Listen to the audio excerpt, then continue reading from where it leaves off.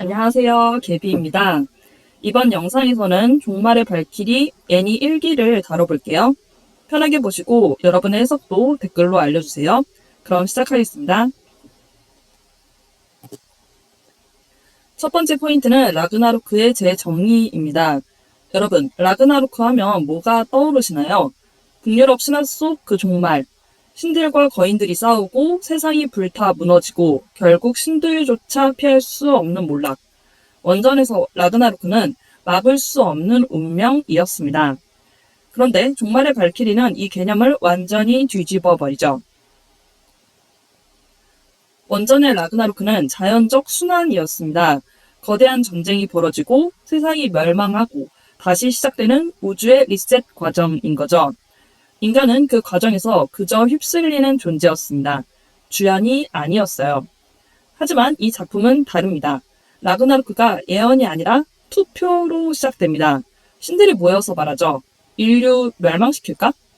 이 순간 라그나로크는 신비로운 종말이 아니라 정치적 행위가 됩니다. 주체도 바뀌죠. 신이 멸망하는 거에서 인간을 멸망하는 거를 결정하는 행위로, 이거는 어떤 운명이 아니라 권력자의 한 결정이 되는 겁니다. 신화 속 인간은 신들의 전쟁에 휘말려 사라지는 단순한 조연이었습니다. 하지만 종말의 발키리에서는 정반대예요. 인간은 심판의 대상이 아니라 심판에 같이 참여하는 존재, 심지어 신을 쓰러뜨리는 집행자의 위치까지 올라갑니다. 즉 종말은 더 이상 신들의 이야기만이 아니게 된 거죠. 인간의 이야기가 된 겁니다. 라그나로크는 흔히 신들의 황혼이라고 번역이 돼요. 원전에서 이 황혼은 신들의 육체적인 죽음을 의미했습니다. 하지만 이 작품이 보여준 황혼은 조금 다르죠. 신들이 죽기 시작해서가 아니라 신의 권위가 무너지기 시작해서입니다. 아담이 제우스를 몰아붙일 때, 포세이돈이 사사키의 칼에 쓰러질 때 신들은 처음으로 공포를 배웁니다. 그 순간 신은 더 이상 절대적인 존재가 아니게 된 거죠. 죽일 수 없는 존재가 아니라 도전할 수 있는 대상으로 변한 겁니다. 이게 바로 신들의 권위의 황혼이 됩니다. 그래서 1기의 라그나로크는 단순한 신들의 장례식이 아니에요. 오히려 인류의 독립기념일에 가깝습니다. 사사키 코지로의 칼날이 포세이돈을 베어 넘긴 순간 신들의 황혼은 완성되고 그 잔해 위에서 인간의 아침이 시작된 겁니다. 두 번째 포인트는 바랄라 투기장입니다. 먼저 원전 신화를 볼게요. 북유럽 신화에서 오딘이 다스리는 바랄라는 직역하면 전사한 자들의 궁전이라는 뜻입니다. 이곳은 전투에서 명예롭게 죽은 영혼이 모이고 신들을 돕기 위해 준비된 장소였죠. 신들을 돕기 위한 장소였던 거예요. 즉, 신화 속 바랄라는 신을 위해 인간 영혼이 모이는 공간입니다. 그런데 종말의 발키리에서는 그 의미가 완전히 뒤집혀요. 여기서 바랄라는 신을 돕는 장소가 아니라 신과 맞서기 위해 인간이 결집하는 장소가 됩니다. 이제 공간 구조를 한번 볼게요. 한쪽에는 화려하고 여유로운 신들이 앉아있고 반대쪽에는 절박한 인간들이 앉아있죠. 사회학적으로 보면 이건 지배층과 피지배층의 분리구조입니다. 서로 섞여 있질 않죠. 엄연히 수직적 위계가 있는 거예요. 하지만 투기장은 원형 구조입니다. 누가 어디에 앉든 수평적으로 보여요. 원형 구조에서는 권력 관계가 두드러지지 않죠. 모두가 비슷한 눈높이에서 경기를 관람하게 되는 겁니다. 또한 투기장의 외형을 보면 고대 로마의 콜로세움이 떠오릅니다. 콜로세움은 제국이 폭력을 길들이고 야만을 구경거리로 만들고 문명의 우월함을 과시하던 공간이었었죠. 바랄라 투기장도 마찬가지입니다. 신들은 인간의 저항을 자신들의 질서 안에 가둬두려 합니다. 문명화된 폭력인 거죠. 하지만 여기서 흥미로운 점이 있는데요. 로마 역사에서 콜로세움은 민중의 분노가 폭발하는 공간이 되기도 했습니다. 마찬가지로 바랄라 역시 신들이 설계한 유희의 공간이 인간의 반격으로 균열이 생기는 공간으로 변모합니다. 처음엔 문명이 야만을 통제하는 공간이었지만 점점 야만이라 불렸던 인간의 투지가 문명의 오만을 깨뜨리는 장소가 되는 겁니다. 바랄라 투기장의 또 다른 특징은 관객석입니다. 여기엔 단순한 일반 군중들만 앉아있는 건 아니에요. 미켈란젤로, 뉴턴, 모차르트, 수많은 역사적 인물들이 모여있죠. 시대를 초월한 인류의 상징들을 모아둔 겁니다.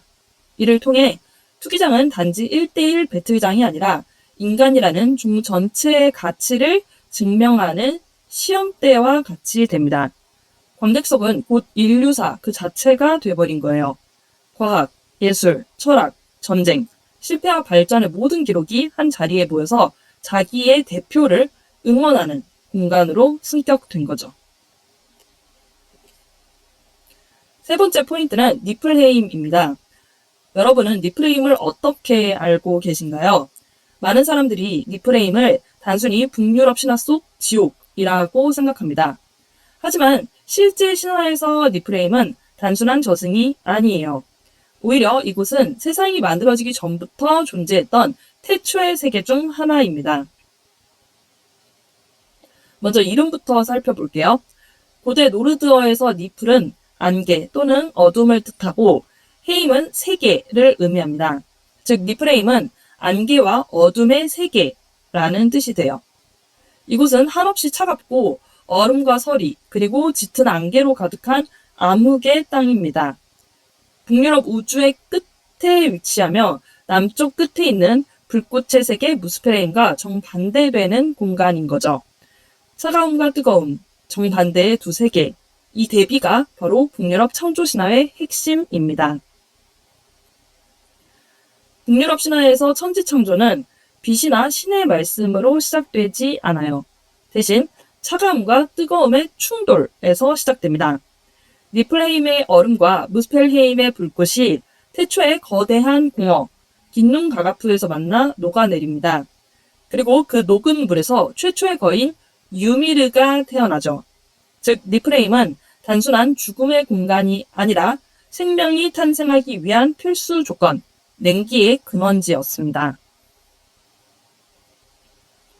니플헤임의 중앙에는 모든 강의 근원이라고 불리는 샘이 있어요. 이름은 흐베르겔미르라고 한다고 해요. 이곳에서 흘러나온 강물은 점점 얼어붙어 거대한 빙하를 형성했다고 전해집니다. 또한 세기수 이그드라실의 뿌리를 갉아먹는 용 니드오그가 이곳에 살고 있다고 합니다. 즉 니플헤임은 세상의 시작점이자 동시에 세계를 서서히 침식하는 공간이기도 한 거예요.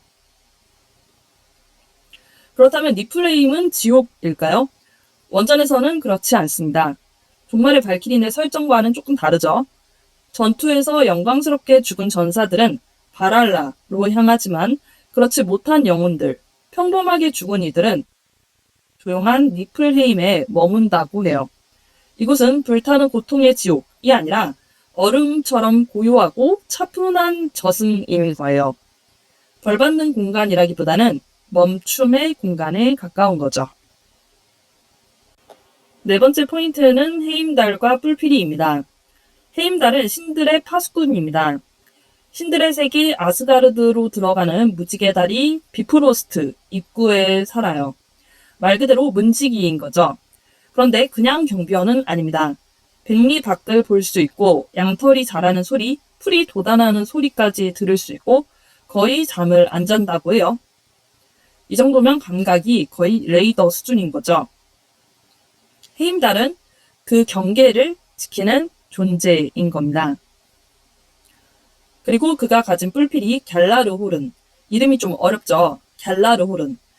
뜻을 풀어보면 울려 퍼지는 뿔이에요. 이 피리는 그냥 악기가 아닙니다. 이걸 한번 불면 그 소리가 9세계 전체에 울려 퍼진다고 해요. 인간 세계 미드가르드, 신들의 세계 아스가르드, 죽은 자의 세계 헤레임 등등 전부 다요. 그러니까 이건 단순한 신호가 아니라 우주 단위의 경보 시스템이에요. 재밌는 건 평소에는 이걸 술잔처럼 쓰기도 했다고 합니다. 미미리의 샘에 담겨 있다가 진짜 위급할 때 꺼내서 부는 거죠. 일상용 컵이 세상의 종말을 알리는 사이렌이 되는 겁니다.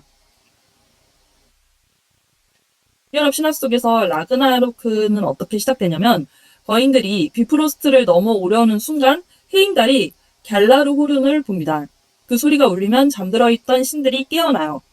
이 순간이 바로 라그나로크의 공식적인 시작인 거예요. 헤임달이 피리를 분다는 건 단순히 전쟁이 일어났다, 벌어졌다가 아니라 이제는 더 이상 질서를 유지할 수 없다. 외교도 타협도 끝났다. 라는 선언인 거예요. 즉, 헤임달은 종말을 인정하는 신인 겁니다. 헤임달은 신화에서 경계 그 자체를 상징합니다. 아스가르드와 외부 세계의 경계, 질서와 혼돈의 경계, 평화와 전쟁의 경계. 그가 피리를 부는 순간 그 경계가 무너졌다는 뜻이에요. 그래서 헤임달은 질서의 마지막 보루라고도 불린다고 합니다. 흥미롭게도 헤임달의 라이벌은 바로 로키예요. 로키는 혼돈과 교활함의 상징입니다. 라그나로크에서 헤임달과 로키는 서로를 죽입니다. 이는 질서와 혼돈이 동시에 사라지는 순간을 의미해요. 둘 다 살아남지 못하거든요. 이게 북유럽 신화가 가진 묘한 철학입니다. 질서만 남는 것도 아니고 혼돈만 남는 것도 아니에요. 둘이 부딪히는 순간 둘 다 함께 무너집니다. 그래서 헤임달은 어떤 존재인가 보면 헤임달은 영웅이라기보다는 시작과 끝을 연결하는 존재예요. 그는 전쟁을 원하지 않지만 필요할 때는 반드시 신호를 울립니다. 그가 피리를 불지 않으면 신들은 잠든 채로 멸망할 수도 있어요. 그러니까 헤임달은 세상이 끝났음을 모두에게 알리는 마지막 목소리 역할을 하는 겁니다. 다섯 번째 포인트는 볼룬드, 신기연성입니다. 종말의 발키리에서는 볼룬드가 신과 싸우기 위해 발키리가 무기로 변하는 의식으로 그려지는데 사실 이 이름의 원래 의미는 전혀 다릅니다. 볼룬드는 무기 변신 기술이 아니라 북유럽 신화에 등장하는 전설적인 대장장이의 이름이에요. 볼룬드는 게르만 전설과 북유럽 신화에 등장하는 장인인데요. 그리스 신화의 헤파이스토스랑 비슷한 포지션이라고 보면 됩니다. 볼룬드는 엘프들의 왕으로 묘사되기도 하고 최고의 기술을 가진 천재 장인이었다고 해요. 그가 만든 보물과 검은 신들조차 탐낼 정도였다고 합니다. 그런데 이 다음부터 이야기가 완전히 어두워져요. 비극의 시작은 스웨덴의 왕 니두드가 볼룬드의 기술을 탐내면서부터입니다. 니두드는 볼룬드를 납치해요. 그것도 모자라 도망가지 못하게 하려고 다리 근육을 잘라버립니다. 그리고 외딴 섬에 가둬놓고 강제로 보물을 만들게 해요. 이 순간부터 볼룬드는 자유로운 장인이 아니라 불굴을 가진 노예로 전락해버립니다. 그렇지만 볼룬드는 그냥 참고 살지 않아요. 자신을 억압한 왕에게 아주 끔찍한 복수를 계획합니다. 왕의 두 아들을 죽이고 그들의 해골로 금배를 만들어서 왕에게 바칩니다. 눈알로는 보석을 만들어서 왕비에게 선물하죠. 그리고 왕의 딸을 유혹해 임신시킨 뒤 자신이 만든 마법의 날개를 타고 하늘로 날아오르며 왕에게 복수를 선언하고 도망칩니다.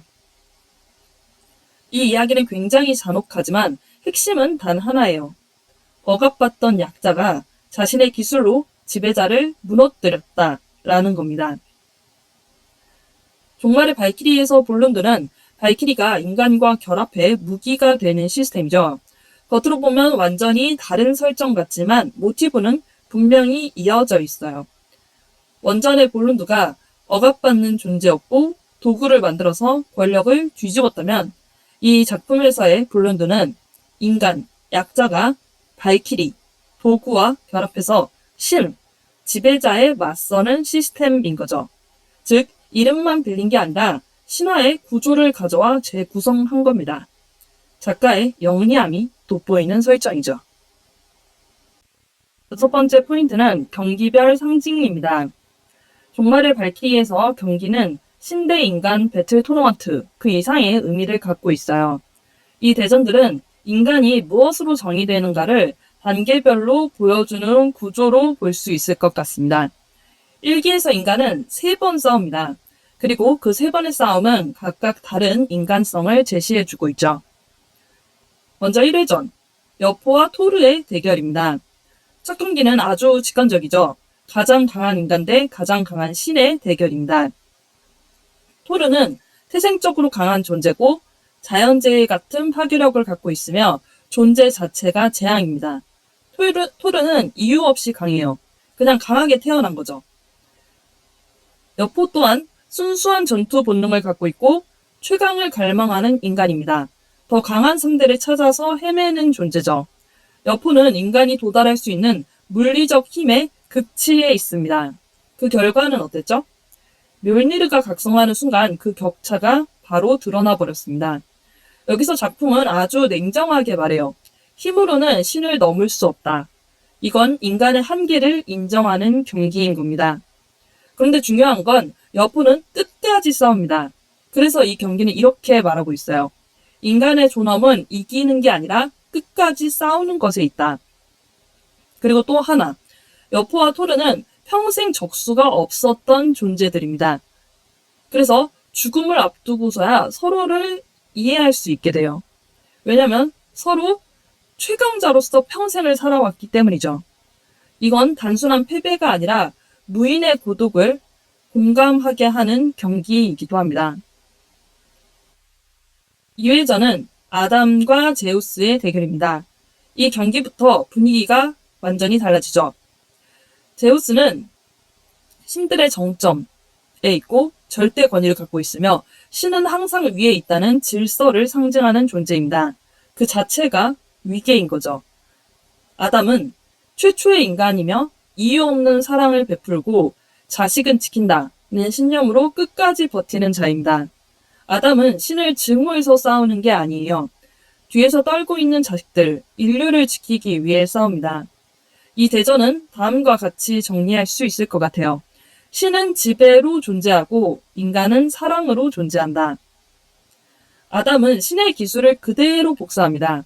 이건 단순한 능력 카피가 아니라 인간은 신과 같은 존엄을 가진 존재라는 선언입니다. 물리적으로는 아담이 패배를 했죠. 그런데 감정적으로는 어땠나요? 제우스가 공포를 느낍니다. 신들이 긴장하기 시작했어요. 그래서 이 경기는 이렇게 정리됩니다. 물리적 패배가 상징적 패배는 아니다. 인간은 힘에서 밀릴 수 있습니다. 하지만 도덕적으로 우위를 점하고 있다는 걸 보여준 거죠. 3회전은 사사키 코지로와 포세이돈의 대결입니다. 이 경기부터 인간은 달라져요. 포세이돈은 완성된 존재이고 절대적 위치에 있으며 오만하고 변하지 않습니다. 그는 이미 완성되어 있어요. 그래서 수정할 필요도 없죠. 반면 사사키는 수천 번의 패배를 겪고 시뮬레이션을 통해 학습하고 끝없이 개선하는 존재입니다. 그는 스스로를 이렇게 정의합니다. 나는 패배를 먹고 자란다. 이 경기의 핵심은 이거예요. 완성된 존재는 멈추고 불완전한 존재는 성장합니다. 포세이돈은 노력하지 않아요. 코지로는 끊임없이 수정하죠. 그리고 결국 인간이 처음으로 승리합니다. 이는 인간의 무기는 힘도 아니고 사랑만도 아니라 진화에 있다는 걸 명백히 보여주고 있는 겁니다. 코지로의 검술은 혼자의 힘이 아닙니다. 그가 만난 수많은 검객들의 기술이 축적된 결과예요. 신은 홀로 존재하지만 인간은 역사를 계승하며 발전하고 있다라는 걸 명백히 보여주는 대결이었던 겁니다. 이 세 경기를 순서대로 보면 이렇게 흘러가요. 첫 번째는 인간의 한계, 두 번째는 인간의 가치, 세 번째는 인간의 가능성을 말해줍니다. 이 시즌은 신이 왜 강한가를 보여준 게 아니에요. 인간이 왜 멸망하면 안 되는가를 증명하는 이야기였던 겁니다. 힘으로는 신을 이길 수 없을 수 있어요. 하지만 사랑이 있고 그로 인해 배우고 진화할 수 있기 때문에 우리는 신에게 대적할 수 있는 겁니다. 이 세 가지를 단계적으로 보여주는 게 1기 대전들의 상징적 구조였습니다. 7번째 포인트는 인간의 진정한 성인식입니다. 저는 이 작품이 사실 인류라는 종이 처음으로 성인이 되는 이야기라고 생각해요. 조금 거창하게 말하면 이건 우주적 규모의 성인식 같다고 느껴집니다. 지금부터 단계별로 살펴볼게요. 시작은 독립통보입니다. 바랄라 회의에서 신들이 인류의 멸망을 결정하죠. 그 순간 인간은 더 이상 관리되는 존재, 보호받는 존재가 아니라 제거될 대상이 된 겁니다. 이게 뭐랑 비슷하냐면 부모가 아이에게 이제 네 인생은 네가 책임져 라고 통보하는 순간이랑 닮아 있어요. 갑자기 보호막이 사라지는 거죠. 부모와 자식이 강제로 분리되는 순간인 겁니다. 다음으로 1회전 여포와 토르의 대결을 볼게요. 여포는 인간이 낼 수 있는 모든 힘을 들고 나옵니다. 이건 상징적으로 이런 것 같아요. 부모의 힘을 시험해보는 아이. 여포는 토르라는 창조주의 벽을 두드려 봅니다. 우리도 강하다고. 하지만 패배하죠. 이건 성인식의 첫 단계로 작용합니다. 아, 힘만으로는 안 되는구나를 깨닫는 거죠. 아이가 처음으로 부모보다 약하다는 걸 인정하는 순간, 현실을 자각하는 고통. 여포는 그 역할을 맡았다고 보여집니다. 2위전은 아담과 제우스의 대결입니다. 아담은 신이 만든 첫 번째 인간이에요. 말 그대로 자식이죠. 그런데 그는 신의 명령 때문에 싸우지 않습니다. 그의 동기는 단 하나예요. 자식을 지킨다. 이게 정말 중요한 지점입니다. 아담은 더 이상 부모의 기준으로 움직이지 않아요. 자기만의 가치관, 자기만의 신념으로 움직입니다. 제우스는 부모 세대의 정점 같은 존재잖아요. 그 제우스를 몰아붙이는 아담의 모습은 나는 당신의 방식이 아니라 나의 방식으로 존재하겠다 라고 선언하는 것과 같습니다. 그리고 아담은 죽죠. 그 죽음은 이제 아버지는 없다. 너희가 스스로 아버지가 되어라 고 인간들에게 알리는 것과 같아요. 그게 일기에서 가장 슬픈 그리고 가장 성숙한 메시지라고 생각됩니다. 3회전은 사사키 코지로와 포세이돈의 대결입니다. 코지로는 신이 준 재능으로 싸우는 인물이 아니에요. 그는 수천 번 패배하면서 스스로를 갈고 닦아온 사람입니다. 부모의 힘도 아니고 부모의 가르침도 아니고 자기 실패로 자기를 만든 인간. 진짜 성인인 거죠. 포세이돈은 완성된 존재입니다. 흔들리지 않고 수정하지 않고 자기 확신으로 가득 차 있는 신, 완전 그 자체인 거죠. 그런데 결핍투성이의 인간이 자기의 부족함을 연로 삼아서 포세이돈을 이겨버립니다. 이 장면은 이렇게 읽을 수 있을 것 같아요. 우리는 당신처럼 완벽하지 않다. 하지만 그래서 더 성장했다. 포세이돈을 베는 순간 그건 단순히 신 하나를 이긴 게 아닙니다. 인류가 처음으로 우리는 신들, 당신들의 그늘 없이도 설 수 있다 라고 증명한 순간이 되는 거죠. 저는 읽기를 이렇게 정리하고 싶어요. 신들이 만든 요람에서 인간이 스스로 걸어 나오는 이야기라고. 그는 멸망의 의식이 아니라 인류의 독립선언식입니다. 여포가 현실을 깨닫고 아담이 가치관을 세우고 코지로가 스스로를 완성합니다. 이 세 단계를 지나면서 인류는 처음으로 성인이 되는 겁니다. 8번째 포인트는 경기마다 다른 테마 색상입니다. 종말의 발키리는 그냥 멋있게 색을 쓴 게 아니라 경기마다 완전히 다른 테마 색상을 깔아두었어요. 이 색이 단순한 미술 연출이 아니라 그 전사의 성격, 신성의 종류, 그리고 경기의 분위기까지 다 미리 말해주고 있는 것 같습니다. 하나씩 같이 보죠. 너희레전, 여포와 토르의 대결을 보면 퍼플 대 레드의 대결이라고 볼 수 있을 것 같아요. 먼저 여포의 색은 보라색입니다. 보통 보라는 고귀함, 신비함 이런 이미지를 떠올리죠. 그런데 여포에게 쓰인 보라는 그런 고귀한 보라는 아니에요. 짙고 검은 기운이 섞인 약간 다크한 보라죠. 이게 뭘 의미하냐면 인간인데 인간 같지 않은 강자를 상징하는 것 같아요. 여포는 인간 사회에서조차 감당이 안 되는 존재였잖아요. 인중여포라 불리며 절대자로 취급받았던 인물이죠. 그의 보라색은 위대한 색이라기보단 약간 이질적인 색으로 느껴집니다. 토르는 빨간색이에요. 토르와 멸니르는 둘 다 빨간 기운을 뿜어내죠. 이 빨강은 신벌, 즉 신의 벌, 심판의 에너지를 의미하는 걸로 보입니다. 각성한 멸니르에서 나오는 붉은 기운은 신들의 분노를 형상화한 색인 거예요. 여포의 보라가 통제되지 않는 인간의 광기라면 토르의 빨강은 질서를 유지하는 신의 파괴입니다. 결국 1차전은 이렇게 정리가 될 것 같아요. 인간의 광기 대 신의 심판. 2회전은 아담과 제우스의 대결입니다. 화이트, 블러드 레드 대 골드로 볼 수 있죠. 2차전에서부터는 완전히 분위기가 달라져요. 먼저 제우스. 제우스는 금빛이에요. 이건 그냥 화려함이 아니라 올림포스의 정점, 절대 권위, 신성의 광휘를 뜻합니다. 그런데 재미있는 건 전투가 치열해질수록 그 금빛이 점점 기괴해져요. 빛나는 게 아니라 약간 집착처럼 보이기 시작합니다. 그리고 아담. 아담은 하얀색이에요. 태초의 인간, 오염되지 않은 존재. 그의 하얀빛은 단순한 순수함이 아니라 인간의 존엄을 상징합니다. 신과 싸우면서도 더럽혀지지 않는 색인 거죠. 그리고 경기 막바지에 다다르면 아담의 눈이 과부하로 터져서 화면이 온통 핏빛으로 물들게 되죠. 이 블러드 레드는 금빛 심상에 맞서는 피와 살을 가진 인간의 희생을 뜻한다고 보여집니다. 마지막으로 3회전 사사키 코지로 대 포세이돈의 대결을 볼게요. 이들은 에메랄드 그린 대 오션 블루의 색감을 갖고 있죠.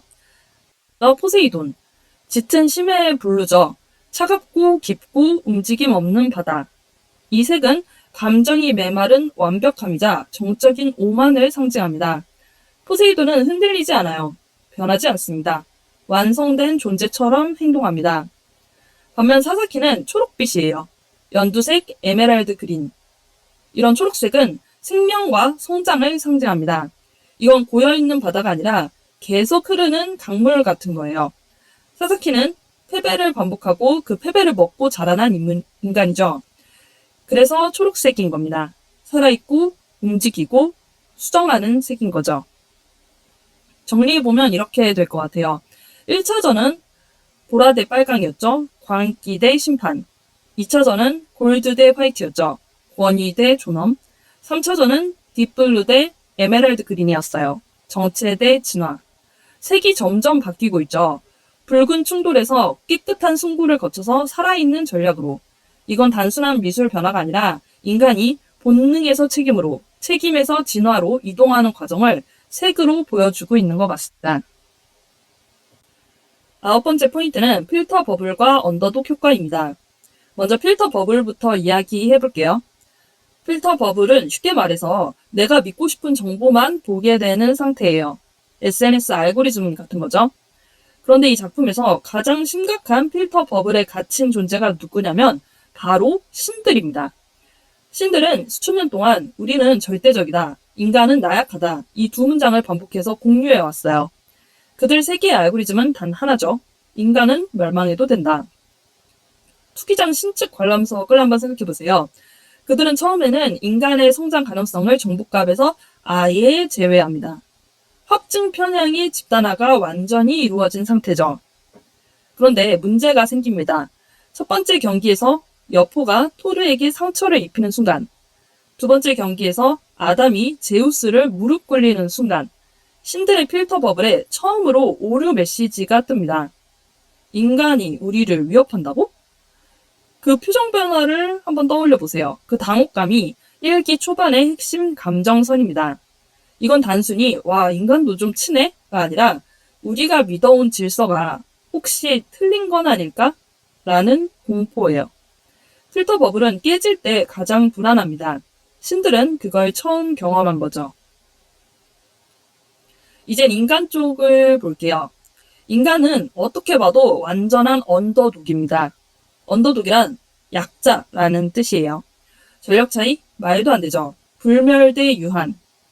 그런데 우리는 누구를 응원하게 되나요? 대부분이 인간일 겁니다. 이게 바로 언더독 효과예요. 약자가 이기길 바라는 심리. 왜 이렇게 되는 걸까요?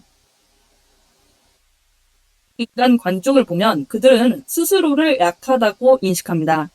그런데 아담이 코지로가 절대적 존재인 신에게 맞서 싸우는 모습을 보면서 무의식적으로 이렇게 생각하게 돼요. 저 사람이 이기면 나도 바꿀 수 있는 거 아닐까? 대리만족을 겪게 되는 겁니다.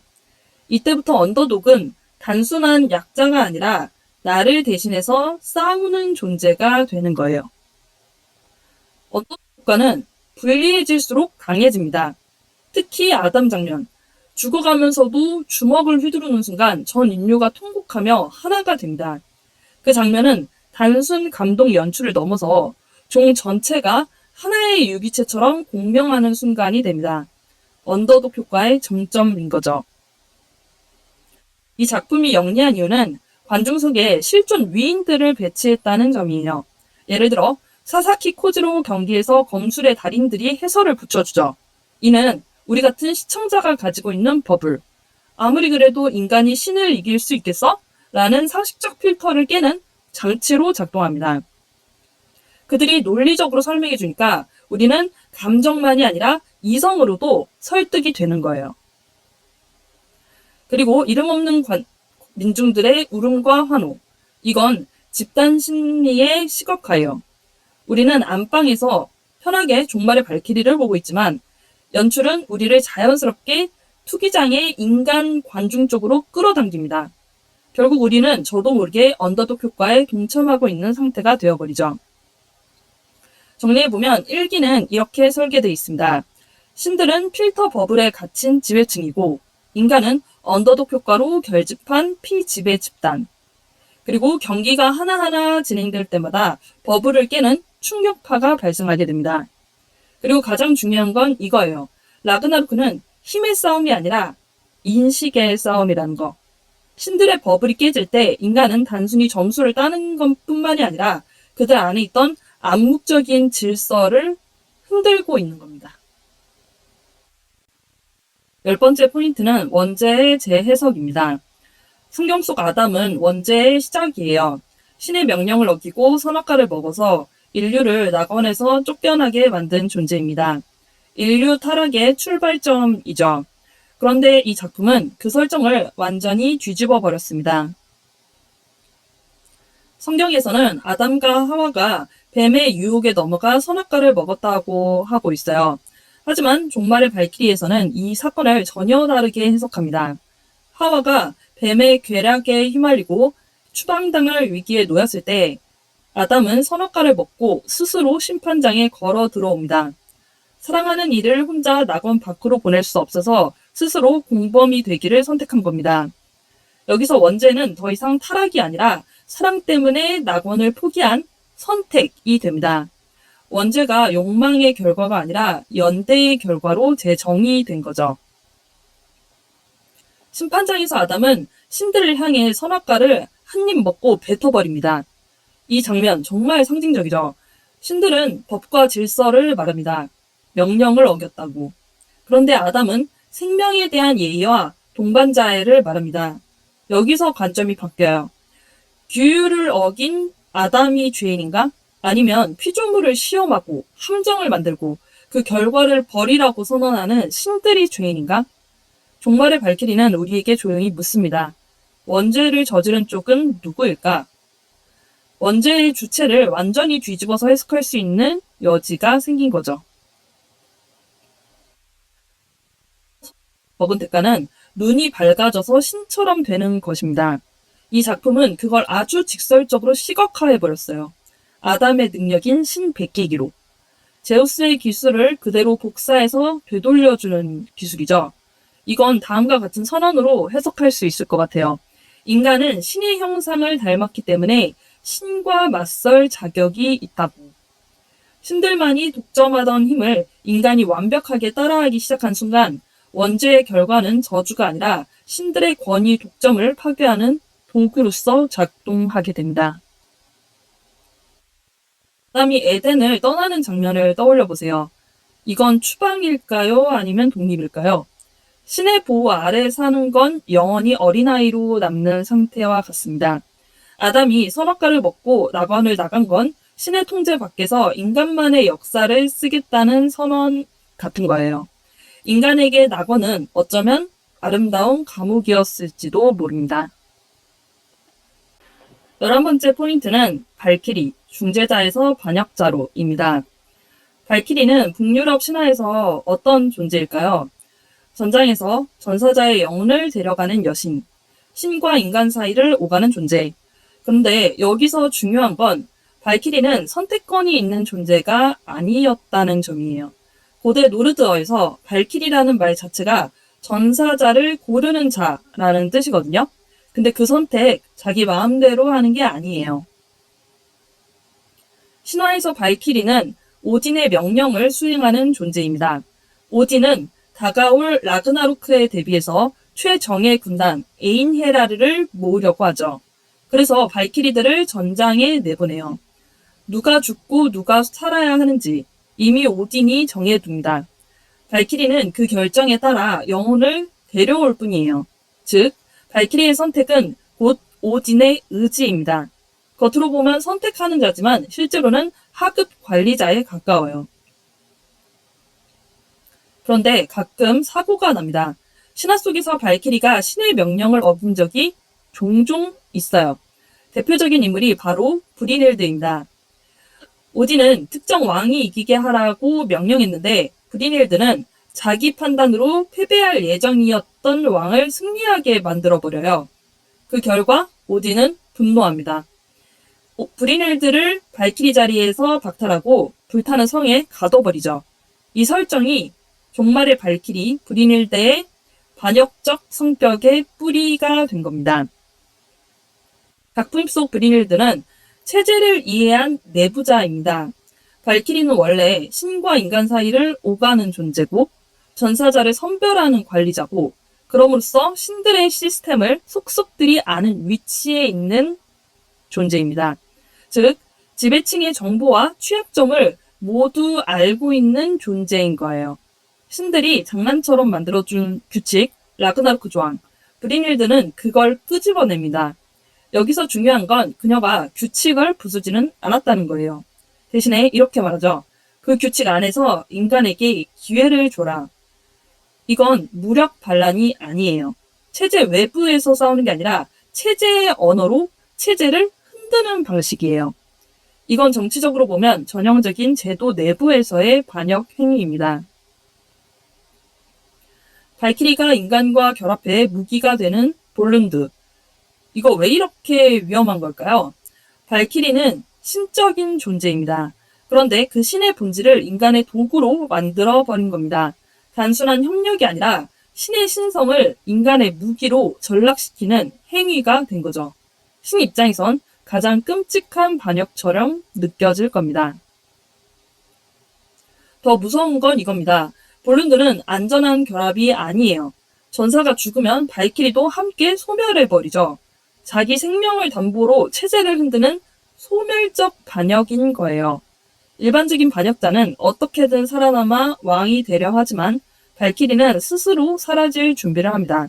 이건 단순히 권력을 얻기 위한 반역이 아니라는 걸 알 수 있게 해주죠. 발키리에게 인류 관리를 맡겼습니다. 안심하고 맡긴 거겠죠. 그런데 브리닐드는 그 임무를 수행하는 척하면서 실제로는 신들을 베어버릴 칼날을 갈고 있었어요. 인간 전사들을 선별하고 준비시키고 결합시키면서요. 마치 이런 느낌입니다. 신들의 정원에서 신들을 쓰러뜨릴 독초를 키운 정원사 같은 거죠. 이게 종말의 발키리 속 발키리 브리닐드인 겁니다. 12번째 포인트는 오딘과 까마귀입니다. 종말의 발키리 보면서 이런 생각 해보신 적 있나요? 오딘은 거의 말이 없는데 왜 어깨 위에 앉은 까마귀들은 저렇게 시끄럽게 떠들까? 사실 이 설정은 그냥 재밌으라고 만든 게 아닙니다. 원전 신화를 알면 훨씬 더 의미가 풍부해져요. 북유럽 신화에서 오딘은 지혜의 신이자 전쟁의 신입니다. 그리고 항상 어깨 위에 2마리 까마귀를 데리고 다니죠. 이 까마귀들의 이름은 후긴과 문인입니다. 후긴은 생각, 이성을 뜻하고 문인은 기억, 마음을 뜻합니다. 이 둘은 애완동물이 아니라 오딘의 지적 능력 자체를 형상화한 존재예요. 쉽게 말하면 오딘의 뇌가 두 개로 나뉘어서 날아다니는 거죠. 오딘은 지식에 대한 집착이 엄청난 신입니다. 그래서 매일 아침 두 까마귀를 세상으로 날려보냅니다. 그리고 저녁이 되면 다시 돌아와서 오딘의 어깨에 앉아 속삭이죠. 오늘 인간 세상에서 이런 일이 있었어. 저 신은 이런 생각을 하고 있어.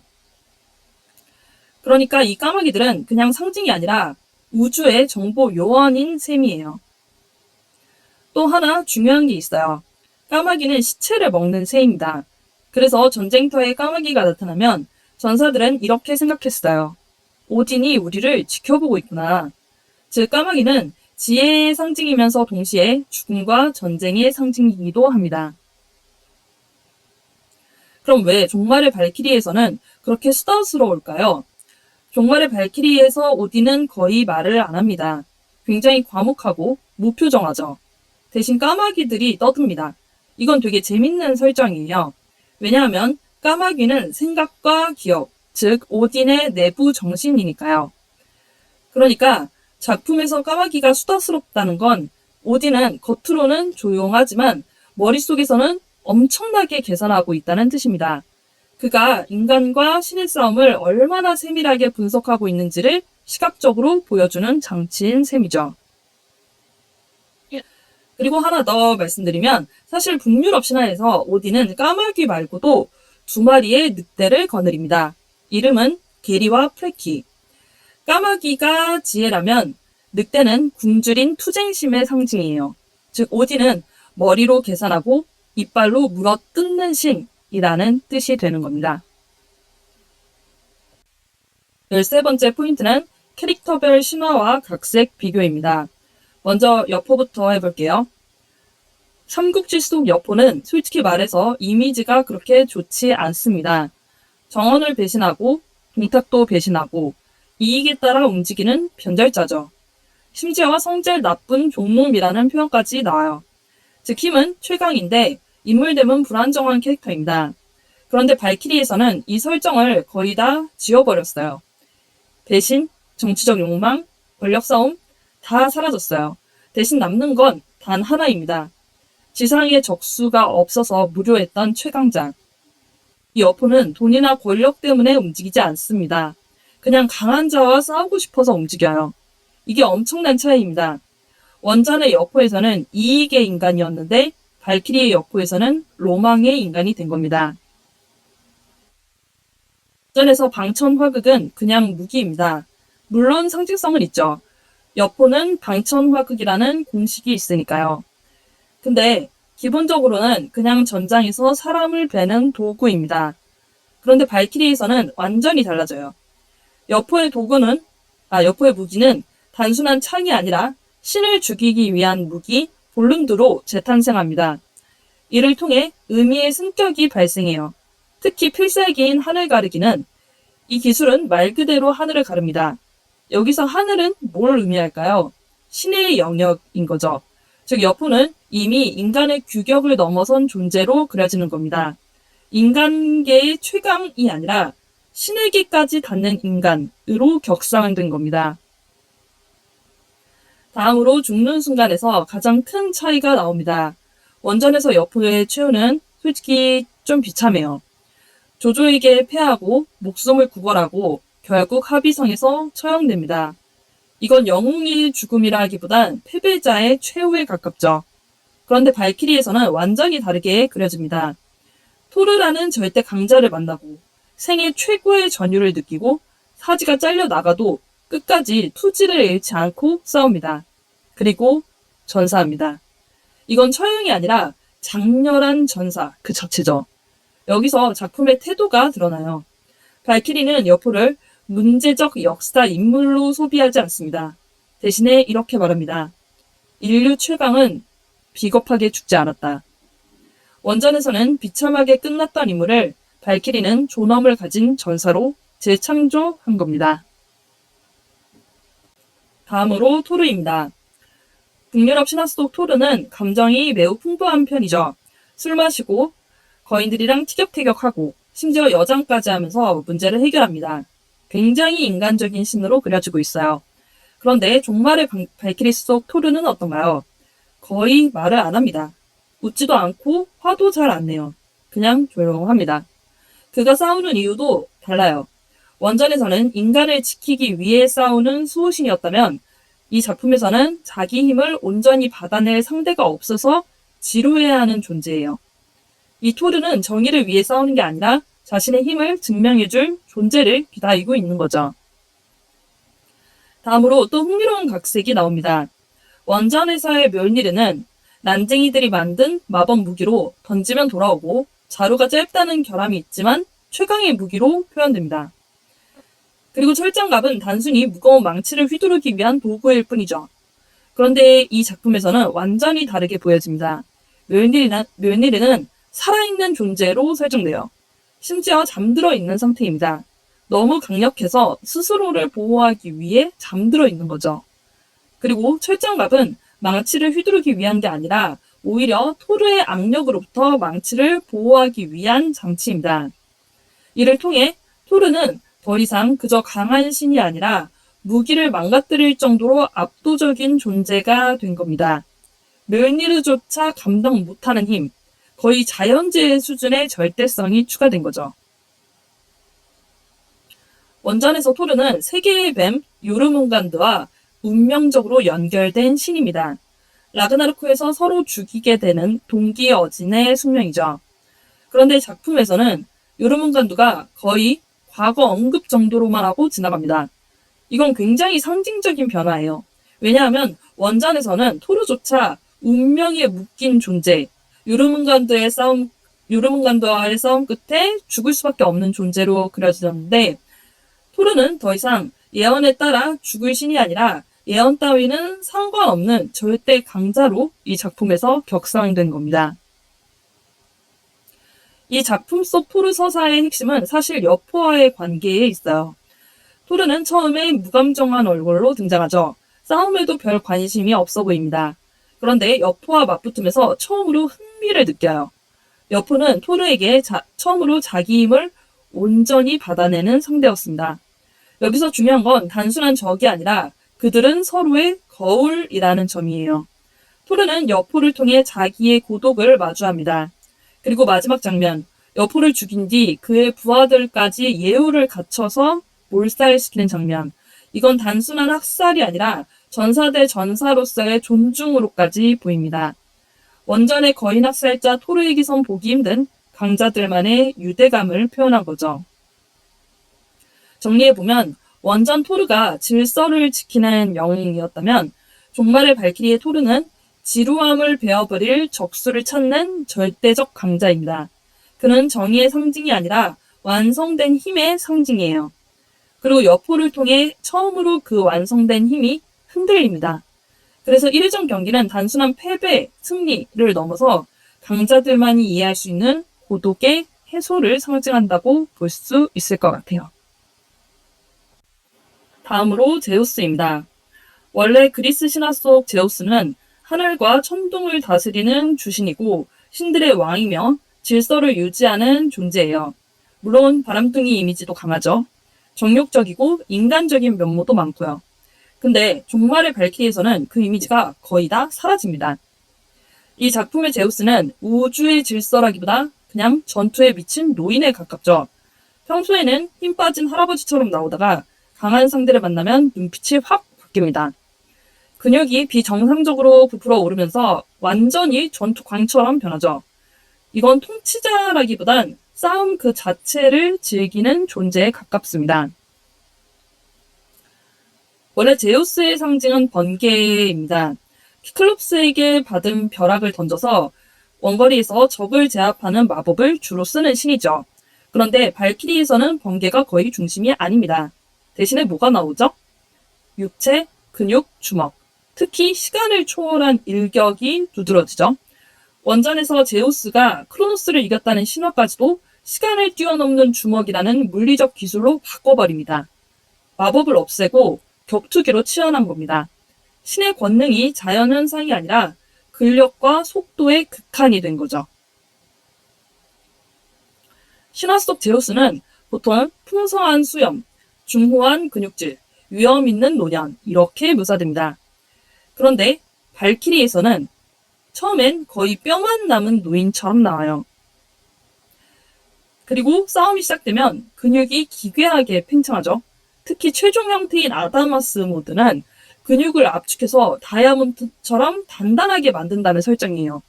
이거는 번개보다 훨씬 폭력적이고 훨씬 공포스럽게 보입니다. 위험 대신 괴물성을 택한 거예요. 제우스는 그리고 인간에게 절대 밀리지 않습니다. 그런데 여기서는 다르죠. 아담과 싸우면서 제우스는 진짜로 몰리게 돼요. 그리고 경기 후에 이런 말을 합니다. 인내력 싸움이었다면 내가 졌을 것이다. 이거는 엄청나게 상징성이 있는 거죠. 왜냐하면 신화 속 제우스라면 절대 이런 말을 안 할 테니까요. 여기서 제우스는 완전 무결한 신이 아니라 한계에 부딪힌 절대자로 바뀝니다. 그리고 그 순간 인간은 단순한 피조물이 아니라 신을 위협할 수 있는 존재로까지 된 겁니다. 종말의 발키리는 제우스의 번개, 정치성, 인간적인 욕망까지 거의 다 제거를 했어요. 그리고 그 자리에 넣은 건 전투의 광기와 절대적인 근육, 그리고 시간마저 때려 부수는 주먹을 넣었죠. 즉, 신화적 위험을 버리고 실전 근육을 얻은 제우스라고 정리할 수 있을 것 같습니다. 다음으로 사사키 코지로를 보겠습니다. 사실 역사 속 사사키 코지로는 미야모토 무사시한테 진 라이벌로 더 많이 기억되는 인물이에요. 천재 검객이긴 했지만 결국 패배하고 죽은 인물, 말 그대로 비운의 천재죠. 그런데 이 작품에서는 그 설정을 완전히 뒤집어 버렸습니다. 원래 사사키는 자기 유파를 세운 실력자였어요. 긴 칼을 자유자재로 다루고 제비반환 같은 필살기도 있었고요. 근데 종말의 발키리에서는 뭐라고 나오죠? 한 번도 이겨본 적 없는 남자. 보통 주인공은 무패, 천재, 전설 이런 이미지잖아요. 근데 코지로는 반대예요. 계속 졌다고 합니다. 끝없이 졌대요. 근데 중요한 건 그는 패배를 굴욕으로 받아들이지는 않았다는 거예요. 대신에 이렇게 생각했죠. 지는 건 배우는 거다. 이게 이 작품이 사사키를 완전히 재해석한 지점입니다. 패배가 끝이 아니라 성공을 위한 데이터가 된 거죠. 코지로는 원전에서는 긴 칼, 비젠 나가미스를 쓰는 검술 중심의 캐릭터입니다. 근데 이 작품에서는 그걸 넘어서는 설정을 붙여요.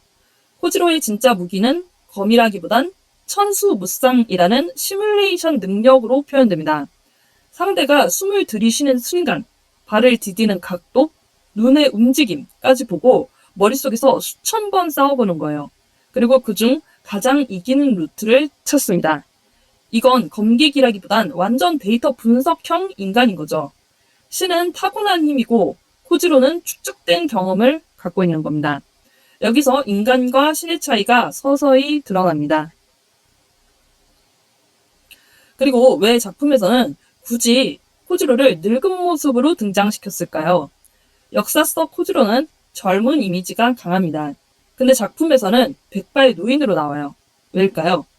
이건 인간의 전성기는 젊음이 아니라 축적이다 라는 걸 강조하기 위한 설정으로 보입니다. 그는 죽은 뒤에도 바랄라에서 계속 수련을 했죠. 수백 년 동안. 그 결과 육체는 늙었지만 기술과 사고는 완성에 가까워졌다고 합니다. 그리고 젊고 완성된 신 포세이돈을 베어버리죠. 시간을 통해 누적된 성장의 승리라는 상징성을 부여한 거예요. 마지막으로 포세이돈입니다. 먼저 원래 그리스 신화 속 포세이돈부터 볼게요. 우리가 흔히 떠올리는 바다의 신이죠. 근데 이 신 굉장히 감정적인 존재입니다. 화도 잘 내고 질투도 많고 사랑에도 쉽게 빠지고 심지어 제우스한테 반란도 꾀했던 신이에요. 바다처럼 거칠고 변덕스럽죠. 그런데 종말의 발키리에서는 완전히 다르게 나옵니다. 감정이 거의 없어요. 화도 안 내고 흥분도 안 내고 기쁨도 없죠. 그는 그냥 내려다봅니다. 인간은 물론이고 다른 신들조차 아래로 보는 존재예요. 이건 거친 바다가 아니라 빛도 안 들어가는 심해에 가깝습니다. 감정이 없는 게 아니라 감정 자체를 필요로 하지 않는 신처럼 연출돼요. 원전에서 포세이돈은 삼지창으로 지진을 일으키고 해일을 만들고 바다를 뒤엎는 신입니다. 광역 파괴 능력이 상징이죠. 근데 이 작품에서는 그런 자연 조작 능력을 거의 안 씁니다. 대신 뭘 하냐면 말도 안 되는 속도에 찌르기를 합니다. 삼지창을 자연현상 도구가 아니라 극한의 물리 무기로 바꿔버렸어요. 왜 이렇게 바꿨을까요? 이 작품은 포세이돈을 자연의 신으로 그리고 싶은 게 아니라 완성된 절대자로 그리고 싶었기 때문입니다. 작중에 등장하는 아다마스라는 신 기억나시죠? 실제 그리스 신화에는 없는 존재입니다. 설정상 아다마스가 반란을 일으키자 포세이돈이 망설임 없이 베어버립니다. 그리고 아다마스라는 이름 자체를 역사에서 지워버리죠. 형제라는 관계, 혈연, 정치적 고려, 포세이돈에겐 무의미해요. 그는 오직 완벽하지 않은 존재는 제거한다는 태도를 보입니다. 이 장면으로 포세이돈은 이렇게 정의할 수 있을 것 같아요. 신은 무결해야 한다. 불완전함은 존재할 자격이 없다. 라는 생각으로 똘똘 뭉친 존재인 거죠. 원전 신화의 복잡한 가족 정치, 감정, 갈등을 아예 잘라내버린 겁니다. 포세이돈은 인간에게 죽지 않습니다. 그는 불멸이죠. 근데 여기서는 사사키 코지로에게 몸이 토막나면서 죽게 됩니다. 그런데 중요한 건 패배하는 방식 같아요. 끝까지 사사키를 인정하지 않죠. 죽어가면서도 이 피라미라고 비하합니다. 그는 단순히 자존심이 센 게 아니라 진짜로 자기가 완성형이라고 믿었던 거예요. 그래서 패배의 순간에도 자기의 세계관을 수정할 수 없었던 겁니다. 종말의 발키리 속 포세이돈은 바다의 신이라기보다 완성형이라고 믿는 권력 그 자체를 상징합니다. 그리고 그의 패배는 신이 약해서가 아니라 성장하지 않았기 때문입니다. 이는 1기에서 주요하게 다루는 주제 중 하나죠. 이번 분석은 여기까지입니다. 끝까지 들어주셔서 정말 감사합니다. 다음 영상에서 또 봐요.